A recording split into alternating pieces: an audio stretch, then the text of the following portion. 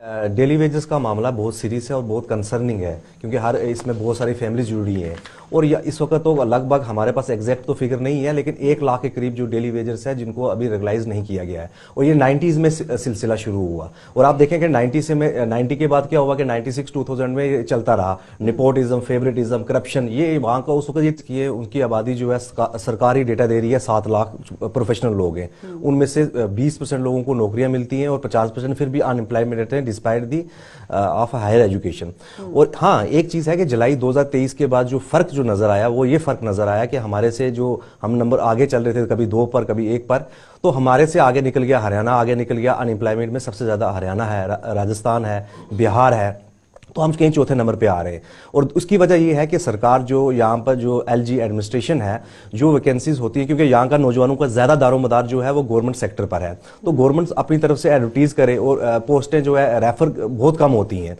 तो वो कहीं ना कहीं ये प्रोसेस थोड़ा सा कम हुआ। भर्ती वगैरह जरूर हुई लेकिन वो प्रोसेस जिस तरह से चल रहा था कहीं ना कहीं हुआ। और रहा दूसरा प्राइवेट सेक्टर का। प्राइवेट सेक्टर में ये है कि इंडस्ट्री सेक्टर जो यहाँ का जम्मू का जो एग्जिस्टिंग सेक्टर में कहूंगा जो यूनिट खुले हुए हैं, स्मॉल स्केल इंडस्ट्री है, तो उसको सरकार को बूस्ट करना चाहिए ताकि यहाँ पर जो युवा का युवा है उसको एकोमोडेट किया जा सके। देखिए, डेली वेजेस का मामला बहुत सीरियस है और बहुत कंसर्निंग है क्योंकि हर इसमें बहुत सारी फैमिली जुड़ी हैं और इस वक्त तो लगभग हमारे पास एग्जैक्ट तो फिगर नहीं है लेकिन 1 लाख के करीब जो डेली वेजेस जिनको अभी रेगुलाइज नहीं किया गया है और ये 90s में सिलसिला शुरू हुआ। और आप देखें कि 90 के बाद क्या हुआ कि 96 2000 में ये चलता रहा। निपोटिज्म, फेवरेटिज्म, करप्शन, ये वहां का उस वक्त ये 3 चीजें जम्मू कश्मीर में पाई जाती थी और यही डेली वेजेस जो है इनको मिनिमम वेजेस दिए जाते थे और मैक्सिमम इनसे वर्क लिया जाता था, यानी कि इनका एक्सप्लॉइटेशन जो है कंटिन्यू हुआ।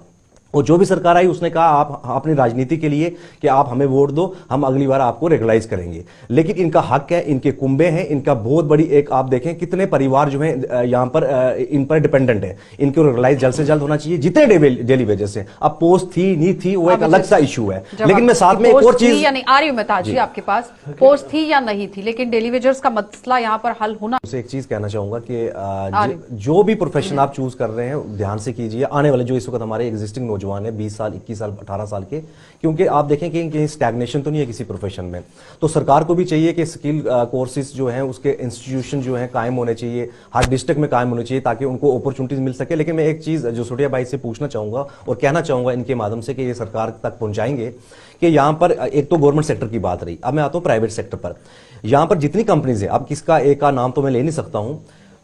एक तो एक्सक्यूज ये है कि जम्मू कश्मीर में लोग इतने स्किल्ड नहीं है किसी पर्टिकुलर एरिया में, तो उनको बाहर से वो उस एरिया के आदमी लाने पड़ते हैं, दूसरी स्टेट या दूसरी यूटी से लाने पड़ते हैं, वो तो ठीक है। लेकिन कुछ ऐसे बच्चे हैं जो जम्मू कश्मीर में काम कर रहे हैं प्राइवेट सेक्टर में,